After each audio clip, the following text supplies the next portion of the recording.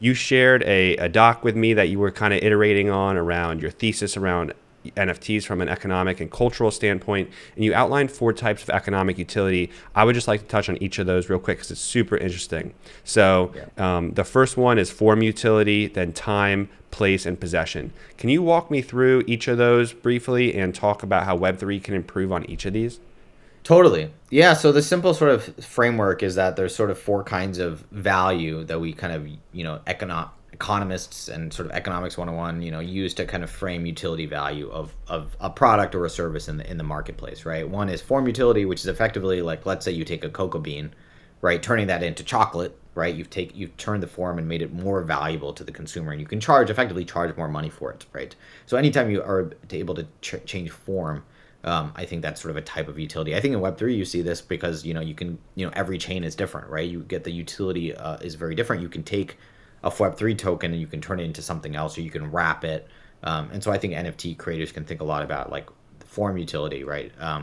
In that way, time utility is really simple, which is save time, right? Basically, if something takes 10 minutes and you can make it take 5 minutes, like that's 5 minutes that you can effectively has some value to the end consumer, right? So this is like the value of a you see this all the time in comparisons. Like Solana says, we're super fast to finality, right? That is kind of effectively time utility, the way that they framed it.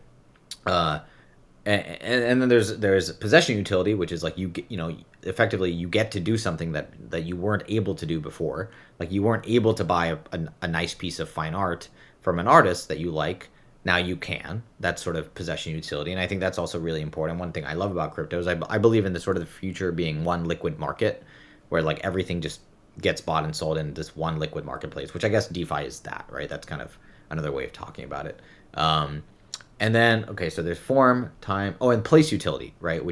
This is less relevant, though I think maybe if you you can say the place utility is like, well, let's say I build an app, but you can only use it if you're on Ethereum, right?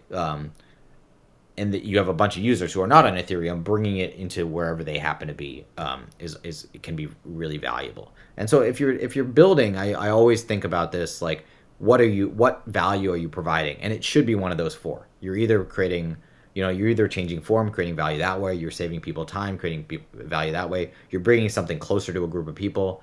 You're creating value that way. Or you're making it possible to give access to a group of people that may not have had access to it before. And I think the best businesses do all 5 or all 4, excuse me, right? So Amazon, for example, save time and 2-day shipping, money, things are cheaper, form, pretty obvious, and then and possession, right? And they're a massive $2 trillion whatever dollar company, right? And what does Google do? Google is primarily time utility, right? Saves you time.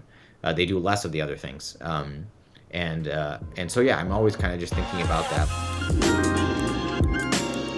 You're listening to the Unstoppable Podcast, the go-to place for everyone to learn about the latest innovations in Web3, NFTs, and the decentralized web. Welcome to the metaverse.